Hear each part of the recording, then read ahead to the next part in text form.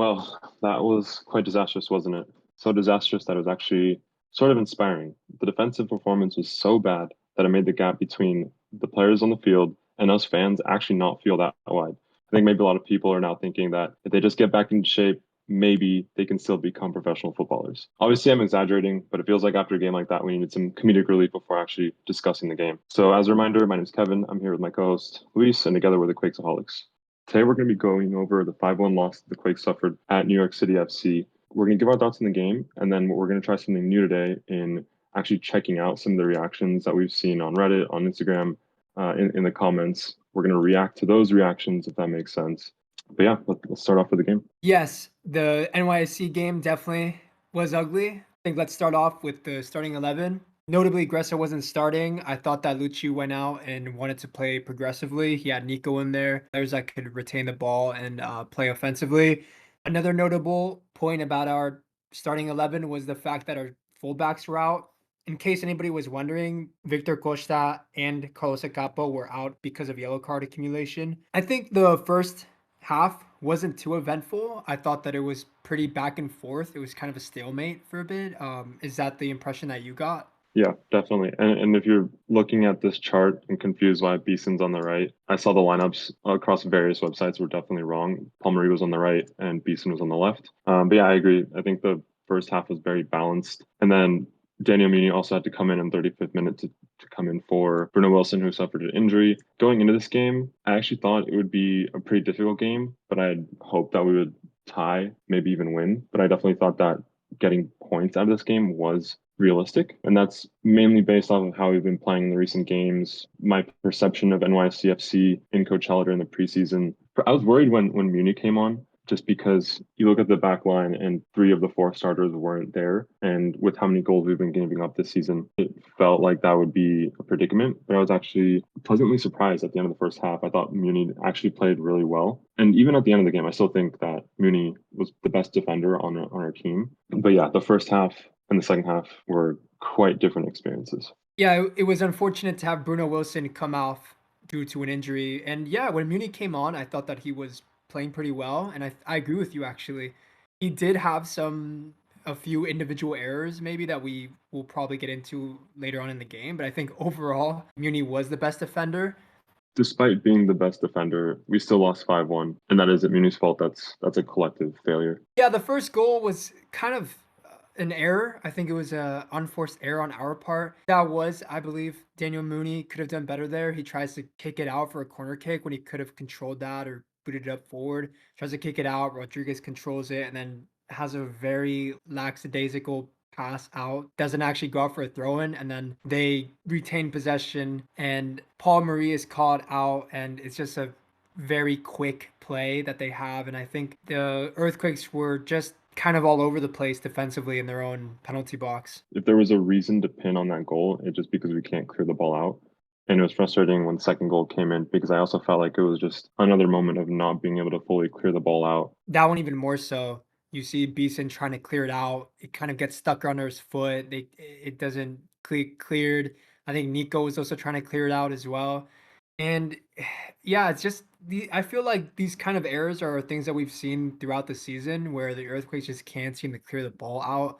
It gets kind of like stuck under people's feet on top of the area, and then they just a quick 1-2, and then they just carve out a chance and they score off of it. I feel like that's been pretty. I've seen that happen too many times this season. And it's really unfortunate with the timing of the second goal, too. I feel like it just killed the momentum that we had. The first 15, 20, maybe even 25 minutes of the second half, I felt we were actually playing pretty well, especially after we considered the first goal. We just woke up immediately. We scored the goal, I think it was 2 minutes later. And then Nico had the really great opportunity to score a goal. Unfortunate that it hits the crossbar. I think that's his second one of the season. He's getting really close to his first goal for the Quakes. But yeah, overall, we just seemed to have momentum in the first half of the second half. I think Hernan's pass to Pellegrino was really nice. Pellegrino did have a few chances. I don't think there's any chance that he did like terribly on. The goal he scored was a really good finish. I think Pellegrino might be our top goal scorer. He's been doing pretty well, and I think Hernan is a big reason for that. But yeah, it's unfortunate because you're right. We scored that goal, responded to them quickly, and then Bobasi gets that ball, plays Nico through, and then it's unfortunate that Nico just hits the crossbar. Of course, Nico's young. It's not a position he expects to find himself in too often, but it's good that he made that run, and just unfortunate on the finish. Yeah, just to confirm, Pellegrino is a top goal scorer. He has 5 goals this season. Yeah, so that second goal, like you said, it did kind of break us down mentally, I think. And after that, the third, fourth, and fifth goal were just felt almost like whatever, kind of like there's like an apathy about them. Like you said, the second goal, we just weren't able to clear it out. The third goal, though, I think just defensively, they need to find structure and they need to focus on finding structure defensively. How a player ends up with that much space on top of the penalty box at this level is something that I just can't understand. Rodriguez did look injured near the end and he was limping for like the last 3 goals. He did look injured, and those 3 goals were mainly off of quick transition plays. So it makes sense that he's gonna have a lot of difficulty defending in those positions if he's hurt. But overall, I think defensively, there's not much structure to their game at the moment. I see what you're saying, and I think this 5-1 loss really highlights that in terms of our lack of defensive structure, but it's a bit harsh. I mean, I'm pessimistic about everything in life, but extremely optimistic about anything to do with the Quakes. So that's my warning for what I'm about to say. I think where we're at in the season, and we're in this dire need for points, and we're on the road in the East, where the goal differential of a game like this doesn't really matter too much, and goal differential isn't even a tiebreaker when it comes to the standings. When we go down 2-1, I think it made sense. And I'm just highlighting right here the negative 15 goal differential was still above Kansas City because the tiebreaker is wins. We go down 2-1, we kind of have to go for it. And I like the sub that Luchi made. It was an offensive sub, and it really signaled that intent to get the equalizer and maybe go for the win. I mean, hindsight, it was not a good decision to make. And then especially when we went to 3 in the back, it's something that I'm pretty sure we haven't seen under Luchi.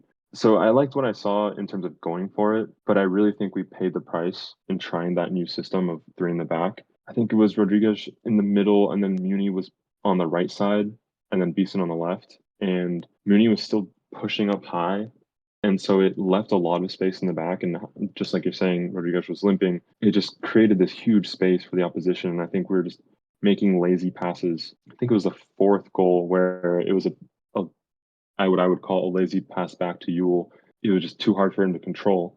And I don't think he was expecting that pass in that moment. And then that gets turned over and it's an immediate counterattack and there's no one in the middle of the field except for Rodriguez and he just gets outpaced. I get the frustration with the 5-1, but I do think that the decisions that were made after the 2-1 were the correct ones in going for it. But it just didn't work out, and that was the gambit we played. Yeah, I get what you're saying, and I do agree that if you're losing, you have to go for it. But I also do think that these are things that you have to do tastefully. You have to be coordinated in the substitutions that you make and whatever systemic changes you want to make, whatever tweaks you want to do. There's a quote I got from Luchi in the post-game interview. Probably could have had one or two other guys to balance us defensively. And I think that goes to show that Lucci kind of was recognizing the fact that, by putting on all these offensive players, by having Pellegrino and Espinosa just going wide, by putting Munie in and Rodriguez and Beeson in a back three, and just having the team go out all out for the win, I think that it just leaves too much exposed defensively, and you're gonna get punished in transition moments because NYFC is a good team. It's also a small field, and it makes sense to go for the win, but you do that in a way that doesn't just jeopardize the defense entirely, like we saw against NYCFC. And honestly, this is after this performance, and something that I've kind of been thinking about recently is how much I miss Jonathan Mensah. Last season, obviously, there was, for reasons that are still unknown, there was what I assume to be a sort of falling out between Mensah and Luchi, or the staff, or maybe the rest of the team. I'm not sure.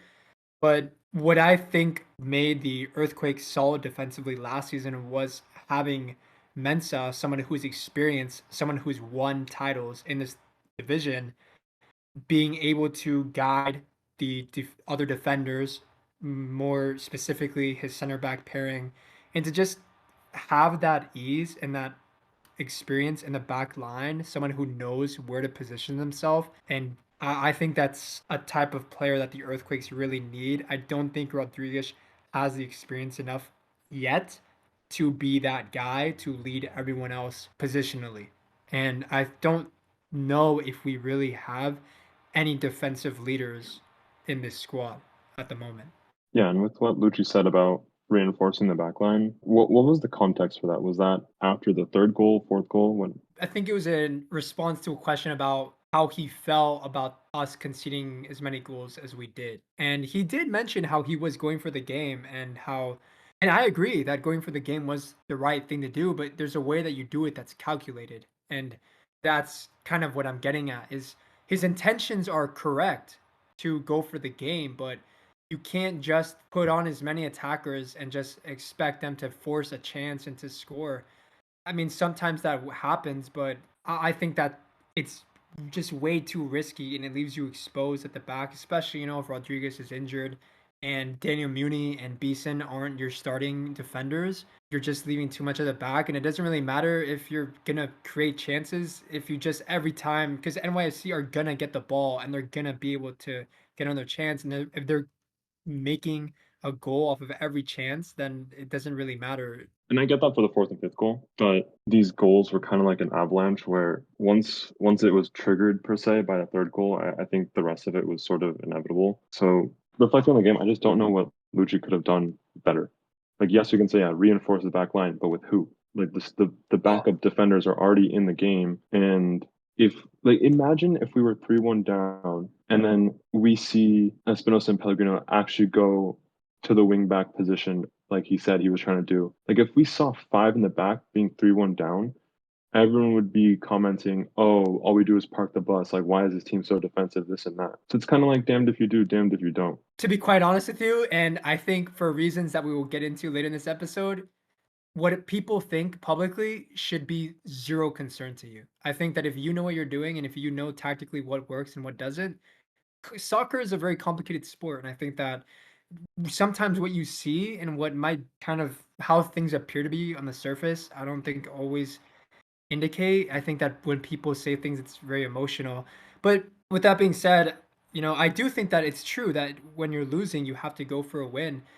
And I think though that you have to have balance and you have to have a sense of control. And maybe you bring on Gresso to have more players that know how to defend. Maybe you don't take off Marie, which then puts Munie on that right side where he doesn't know how to be necessarily. And that's not necessarily Munie's fault. It's that analogy of a square peg in a round hole. It just doesn't really work, and that's not his fault. And that's the same thing with putting Espinoza at that right wing back spot or putting Pellegrino at that left wing back spot. I can be apologetic for players being put in scenarios they're not used to being in, making mistakes, but that's still Luchi that puts them in those positions. And you can't just give up a plan or your structure to chase a goal that aggressively, because that's when you run the risk of what happened in New York. Yeah. So two things with your comment about Gresso. This just reminded me that I was actually surprised that he didn't start this game. I actually liked this starting midfield that we had against Austin. The other thing, though, your statement about Luchi not having to care about what the fans think, I think that applies when things are going well or if things are going kind of okay. But the reality is that a lot of people are questioning him. And for that reason, I do think perspective matters. And I am inclined to believe that if we played defensively after that third goal, a lot more people would be asking for him to resign or for him to get sacked. I'm not saying play defensively. I'm saying don't be as aggressive offensively as they were. Yeah, push for the win, but don't just, of course, don't sit back, but don't just throw every single name you can throw into the offense, because that's just asking to be vulnerable and to have massive space, the midfield or the attack that NYCFC is going to punish you for having. So that's the thing. Yeah, it's a matter of how much and how little, and that there's nuance for sure, and that's what makes it difficult, and that's why being a manager is difficult. But this is a trend that I've kind of noticed a little bit during the Sacramento game. Another points of the season as well, where he just tries to force direct goals and chances out of our attack by just putting a lot of attacking personnel on the field, but you lose a lot of balance. It's good to go for the win or go for the goal if you're losing, but you don't do it so aggressively because that's when you get punished and you concede goals that are chaotic.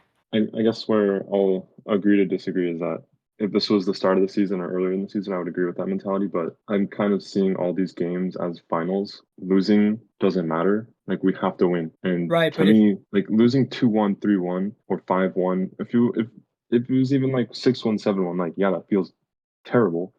But in terms of the goal being making playoffs, there's no difference between those two results in terms of trying to get to that goal. But then if it works out and we're throwing all these attacking options and we do equalize, then Luchi shows up as this genius. And I also just don't think that there are other good options to bring in. Like, yeah, you can bring in Gresso Morales for more defensive structure, but again, the perception of that would be terrible if we're down 2-1, 3-1, and then we bring on a defensive midfield. do you not think that in terms of perception, the fans are going to be more outraged by a heavy defeat than they would be by a 2-1? I think more people will be vocal, but I think like a loss is a loss. Like you look at the Right, but I'm talking comments to you and about it's like the fan reaction. yeah, obviously when it's 5-1, more people are going to talk about it. But My point is like I agree with you though that like the fans like have a people are going right to to be be vocal and outraged.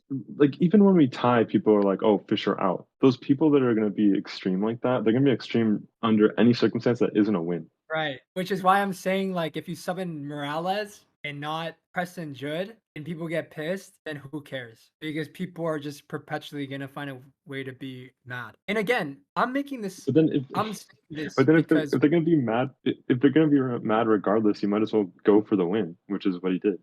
And also, I don't think that Lucci thinks about the fans like to that extent. This is us just right, like of course, theorizing. for sure, yeah. Yeah, for sure. And I would hope he didn't. My point is that this idea of just forcing a win is not real. You can put players on that are attacking players, and if a chance falls to those attacking players, or maybe those attacking players are more creative and then they create something. And so there's ways to increase your chance of scoring goals for sure and putting your foot on the gas. But I think that it takes only one moment to score and also only one moment to concede. And defensive volatility is more of an issue than the increased likelihood of scoring by putting on a bunch of attackers is for the chances of scoring that extra goal or winning that game. I think it's a bad idea to just continually risk offense for defense. Yeah, as a And pattern, I agree that that's not a good also, pattern to have. this is a position that we've found ourselves in a few times this season, and not once has it worked that I Well, it can almost think worked of. against Sacramento, right? We were It losing, we bring did, on but all it the didn't. attacking options. It Right. didn't because once we got the lead, we started playing players in positions that they shouldn't have been playing, right? Like we played Benji at left back, Yeah. and then we played who's the It's other one that like played at left back? Skahan at left back. I don't expect them to be able to defend at the same level as like Marie, Akapo, or Costa. I guess building on that point too is when we're playing this three in the back at the end of the game and it's we're already losing 3-1. Had we put in other players in those positions, there's also no telling that that would have actually worked to prevent the 5-1. Espinoza has really good defensive work rate, and I trust him, but I don't know if I've seen Pellegrino deep in the field in left back position. So I'm also not confident in saying that had we moved those attacking players to actually being in the defense. And again, this is because we didn't have any subs left. And so the only option to reinforce the back line at that moment is to make one of these players up top drop. And we've never seen them in those positions. And we've seen in Sacramento that putting those players in those positions has not worked out. And so I get what you're saying about defensive stability. But I think given the circumstance of this game, we have no subs. We're down 3-1. We're on the road against an Eastern Conference team. We're playing for nothing to lose. Goal differential does not matter other than fans' perception. You might as well go for it because then if it works out, we get the goal, everyone's happy. And if we concede again, like people aren't going to be more upset. Like we still lost. 3-1 versus 5-1 isn't really that big of a difference when the last two goals were in stoppage time. Yeah, and that's the thing is, to be honest with you, in this game specifically, I don't have too many gripes with what Luchi did or the substitutions he made. You know, Hmm. whether he put on Gresso or not, or Judd or not, doesn't make a big difference. And yeah, I agree with you that he should have gone for the win, of course, because we're losing and we need points. I guess the reason why I make the arguments that I've been making is because this is a pattern that I've seen throughout the season Hmm.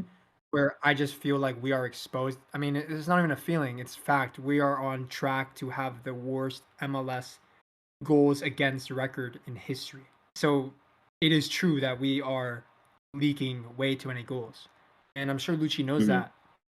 And I don't think Yeah. just and I don't think our firepower makes up for that. But you're right. This game specifically, I think that Luchi should have gone for the win. Whether it's maybe I wouldn't have gone as aggressively to hit it or not doesn't really matter at the end of the day. But I do think that overall this is a pattern that I've seen and it concerns me that Luchi is as aggressive as he is offensively, and I think that it could cost him his job if things don't change. When I say that things don't change, it could be a strategic difference that Lucci implements, or it could be a personnel change. Like I was saying earlier, I really think a Jona Mensah type figure would do so much good for this team defensively. Yeah, but we wouldn't be getting that until summer window at best, and that would be end of summer window, just with our track record. And between Yeah. now and then, there's a lot of games. But yeah, the point that you made about job security, it's funny you mentioned that. I think that's a good transition. This is the post-match thread. The top comment. So like Luchi has to be fired, right? I mean, this is ridiculous. This is the most upvoted feeling. How do you feel about that? I don't think he has to be fired. No. I think that a big reason why is because how do you know what you're getting in return is going to be any better than Lucci? That's not a guarantee. It could get worse. We just forget how to score as well. And I think also that there's a financial reason why sacking Lucci isn't something you should do unless you're very much assured in that decision, because we would have to probably pay out the rest of his contract, and knowing us, that's something that we most likely won't want to do, and that might also be money that is taken away from potential incoming players. I mean, we paid out Matias contract, so having back-to-back coaches paid out is a terrible look. Was your reaction to that the same as mine?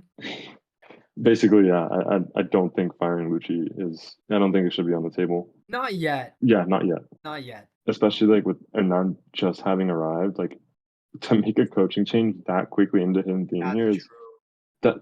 that that's gotta weigh on the players, What have I and I done? wouldn't want that to happen. Yeah, yeah. Calling him to Asian, asking him to go back to Argentina, right? Yeah, and then the Um, second comment was, I mean, basically that more of the same. that's what I was about And to then say. What do you think about that? I mean, first half, yeah, it's the same. And then having Yueill as captain, like, dude, what does it have to do with anything? Like the captain's armband isn't gonna get us wins or losses.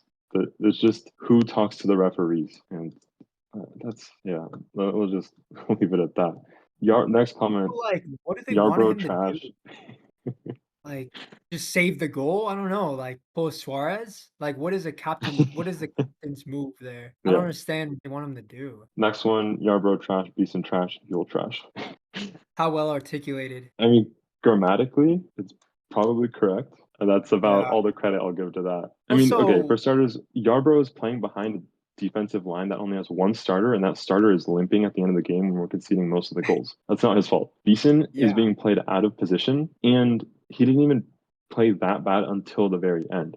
But at that point, I would say that everyone was playing bad. And with Yueill, the problems that we had tonight had nothing to do with his function, which is control the ball and pass the ball. Our yeah. problems were defensive. So you can have these opinions, but this game does not add to this perspective. It shouldn't. Yeah, like you said, yeah, I think Beeson did have his mistakes against New York, but he's not even a left back. We've just put him there so many times that maybe we've kind of normalized the fact that he can be a left back, but he's not a left back. He's a center back. And the only reason why he's at left back is because we don't have, like you said, we don't have our fullbacks, and all of our starting center backs were injured by the end of the game. And one of them was injured and still playing. And then Yeah. Yarbrough is the third string keeper if everyone is fit. And I think Eurobro has done Yep. a good job considering the expectations you would have for someone who's third in line for the goalkeeping position. He's been great. I didn't even think about that. Like the fact that he's a third string and he's still putting up good performances. I think Yeah, at most you can pin, was it the second goal, the one that was from outside the box? Like at most you can pin that one on it. Everything else, like let me pull this up. Yeah, okay. Look at this shot map.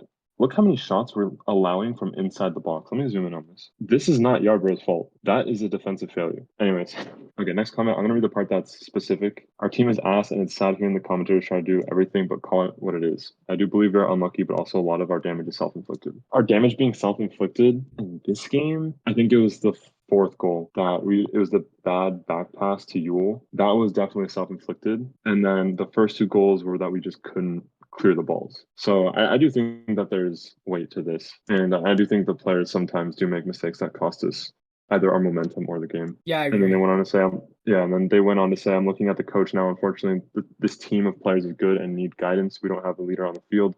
And I whine about it all the time, but we don't even have a leader on the sidelines. Yeah, I mean, we talked about this. I don't think Luchi being replaced is reasonable at this stage. And if it's just going to be for an interim coach, just why? Like, if we get an Yeah. interim coach, like at best, is just to play the youth, and that's not what we need. It's way too early in the season for And that's not always a good idea. If you just play youth, what, you want to be 10-1? that. Like, and Yeah. then, oh, but thankfully our youth players got minutes. Like, it's gonna be the worst 30 minutes of their life.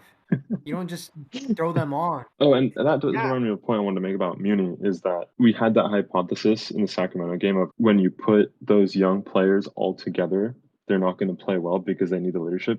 I think that's part of the reason why Munie actually had a really good game, that he was paired with Rodriguez that could give him instructions and kind of carry per se, and then he didn't have to worry about much other than exactly what he needed to do. that's why I think a Jona Mensah figure would be so good for this team because Hmm. Rodriguez is still a young center back. He was not a starter at the club he was at before he came here. Having Mensah and Rodriguez, or a Mensah figure, I should say, would be great. Okay, next. Yueill is not a legitimate captain or a legitimate center mid for a team that wants to do anything to do with winning.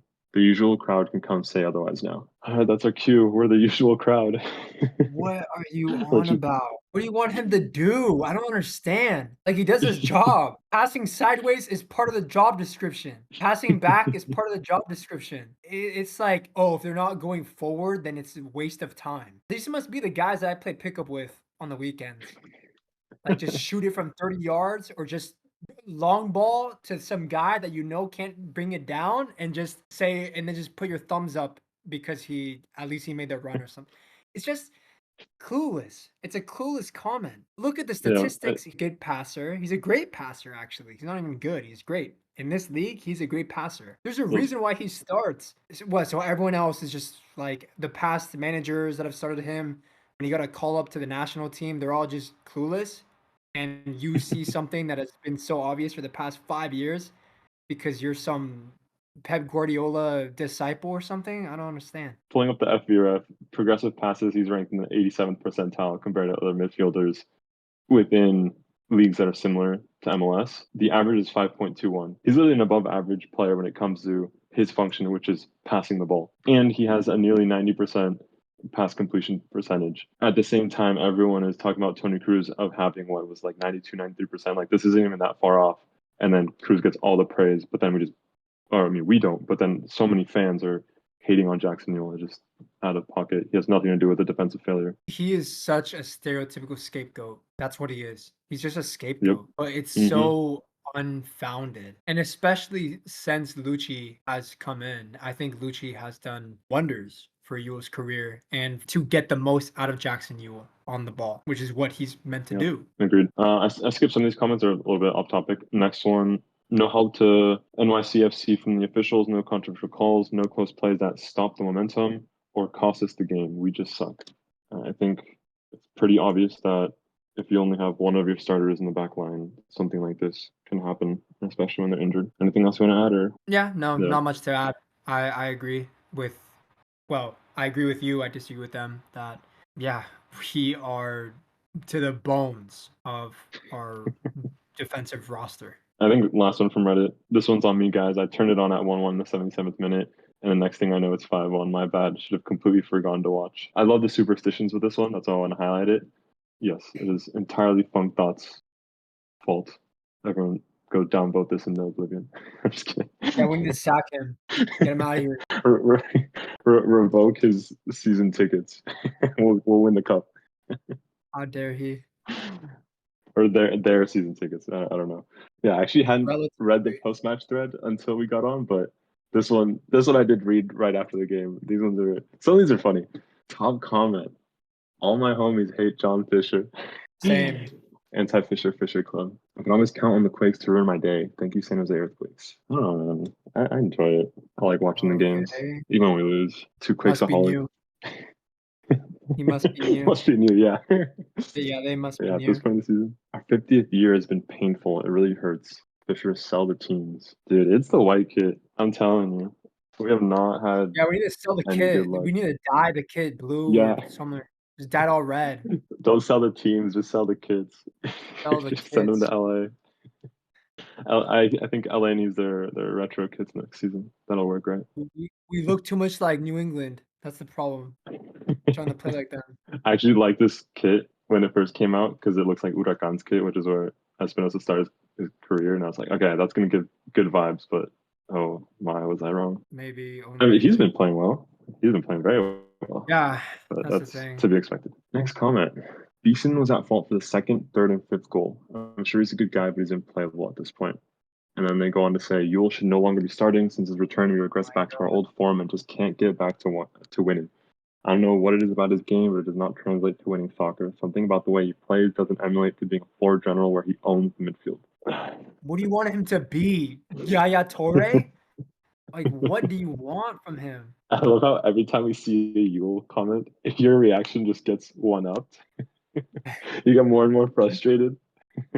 It's the same thing over and over and over again. It's like, I'm tired of it. I'm sick of it. I feel like this comment, they're basing it off of the fact that he was sick for the Colorado game and we won in that game. But then, like, played and the one that we played Colorado at home where we lost 3-0, they're just kind of making those links subconscious and they're like, okay, Yueill is a problem. But Yeah. I think the win in Colorado had nothing to do with Nico being there. I think it was I think, entirely the fact that Hernan was there yeah. and I Espinosa was think there and the stars just aligned in the attack. I think the Matias era destroyed Yueill's reputation for a specific crowd of Yep. and because I mean, what did we say about Matias when he left? He wasn't really tactical. He was just kind of like vibe ball, right? Yeah. Just like passion merchant. I think that Yueill's role under the way Luchi has played has been good. He's a lot better than he was under Matias. And also, like, if they think Yueill is like this bad, why don't they have new expectations for him? Like, that's what I keep saying. Like, what do you want him to do? Yeah, he's not gonna be Tony Cruz. He's not gonna be Kevin De Bruyne, but he Mm-hmm. never was and never has been, and that's okay. Mm-hmm.